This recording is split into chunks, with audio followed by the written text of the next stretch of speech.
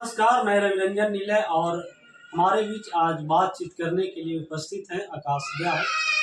इनका पहचान यह है कि ये वर्तमान में अभी राष्ट्रीय लोक जनता दल के युवा प्रकोष्ठ के अध्यक्ष हैं और अभी अभी एक और इनके साथ जुड़ा है।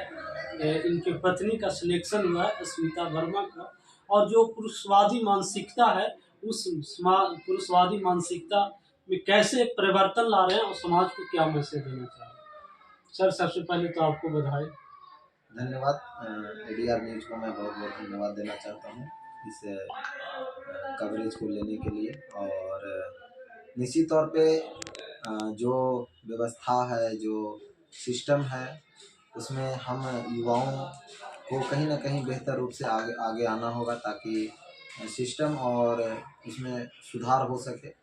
कई लोग या कई युवा या कई पढ़े लिखे लोगों को मैंने सुना है और अच्छे अच्छे लोगों को हमने सुना है जो यह बात कहकर निकल जाते हैं कि राजनीति गंदी चीज़ है, राजनीति में नहीं फंसना चाहिए। जब राजनीति गंदी चीज़ है तो निश्चित तौर पे राजनीति से ही हर चीज़ों का शुरुआत होता है, समाधान होता है, और यह गंदी चीज़ नहीं है। हम ये बात मानते हैं कि लोग इसमें गंदे हो सकते हैं, लेकिन यह चीज़ गंदी नहीं है। और इसी की शुरुआत के लिए निश्चित तौर पे हर लोगों को, हर युवाओं को यह सोचना चाहिए कि अच्छे व्यक्ति राजनीति में आएंगे, उसका परिदृश्य बदलेगा और निश्चित तौर पे आने वाले समय बहुत बेहतर होगा। और लोग कहा जाता है कि अगर अच्छे लोग राजनीति में नहीं आएंगे तो अनपढ़ लोग आप पे शासन करेंगे। देखिए, अनपढ़ लोग शासन करेंगे ये अलग चीज़ है, क्योंकि अनपढ़ और पढ़े लिखे में दो चीज़ होती हैं। हम ये नहीं कह सकते हैं कि बहुत ज़्यादा पढ़े लिखे लोग भी बहुत अनुभवी हो सकते हैं या अनपढ़ लोग के पास अनुभव नहीं हो सकता है। संविधान के जो रचयिता थे बाबा साहब, उन्होंने कहीं ना कहीं यह बात का जिक्र किया था लोकतंत्र में कि अनपढ़ लोग आ सकते हैं। तो उसकी मुख्य प्रमुखता यही रही थी कि जो अनुभवी व्यक्ति हैं, जिनके पास सामर्थ्य है, अब किन्हीं के निजी स्वार्थ के वजह से जो बिना अनुभव के वजह से उनको राजनीति में लेके चला आया जाता है, तो वो अलग चीज़ है। लेकिन कहीं ना कहीं कुछ ऐसी भी चीज़ें हैं राजनीति में जो पढ़े लिखे व्यक्ति के पास जो अनुभव नहीं होता है, वह अनपढ़ व्यक्ति के पास वह अनुभव होता है, और उस अनुभव से लोगों के बीच में वह अपनी बातों को रखते हैं। और जो पढ़े लिखे लोग हैं उनके बीच में उन बातों को रखा जाता है ताकि पढ़े लिखे लोग उस पर इम्प्लीमेंट कर सकें और लोगों के बीच में उनका समाधान हो सके।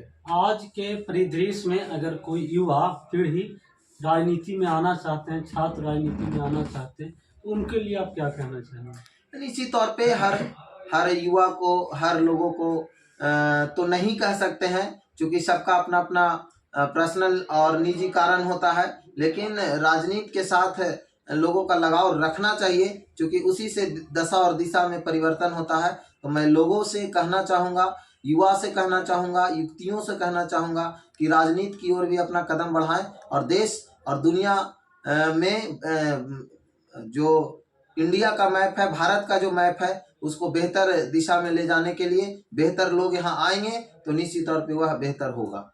कहा एक चीज़ और है समाज में प्रचलित और सच्चाई भी है कि शिक्षा वह प्रथम सीढ़ी है जिससे हम आगे बढ़ सकते हैं, लेकिन हमें लगता है कि शिक्षा के साथ साथ राजनीतिक भी वह प्रथम सीढ़ी है जिससे आप आगे बढ़ सकते हैं। देखिए, राजनीति एक चीज़ मैं ये कहना चाहूँगा कि शिक्षा प्रथम सीढ़ी है जिससे बढ़ा जा सकता है। राजनीति के बारे में आप जो कह रहे हैं, तो निश्चित तौर पे कहीं ना कहीं अभी का जो दौर चल रहा है, हर लोगों का यह डिमांड है, क्योंकि पढ़े लिखे लोग राजनीति में आएंगे तो और राजनीतिक अनुभव भी रखेंगे तो और देश के लिए और अपने राज्य के लिए बेहतर होगा।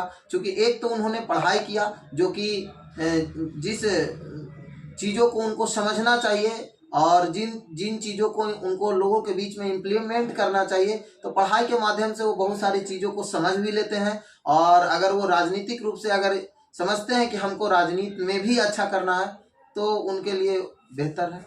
आप राजनीति में कैसे हैं? शुरू से ही ये लगाव था राजनीति में आने का कि बाद में हुआ? नहीं, देखिए, हमारी शुरू से यह सोच था कि जब मैं बचपन में था तो चूंकि डॉक्टर के बीच में कुछ समय हमने गुजारा तो लगता था मैं डॉक्टर बनूं। और बाद में जब उधर से मैं निकला तो छठा सतवां से ही हमें पढ़ाई के लेकर के काफ़ी लोग प्रेरित करते थे। पढ़ने में भी मैं अव्वल रहता था अपने क्लास में और हर स्थिति में। लेकिन शुरुआती दौर से ही हमारे अंदर यह था कि मुझे नेतृत्व का अवसर जब भी मिलेगा तो मैं नेतृत्व करूंगा।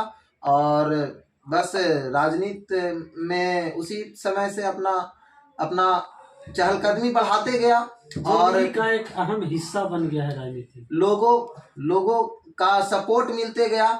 और कई हमारे राजनीतिक गुरु जिन्होंने हमें सिखाया, पढ़ाया, बताया, राजनीति में हमें अग्रसर और उत्प्रेरित किया, जिससे कि हम राजनीति में आए। और अब तो जिंदगी का अहम हिस्सा भी है और राजनीति ही करना है, यह भी मेरा उद्देश्य है। आपका घर परैया के मराठ में पड़ता है, वहाँ से के बहुत ही महान समाज सुधारक हुए हैं द्वारका प्रसाद। कहीं न कहीं आप उनसे भी प्रेरणा लिए?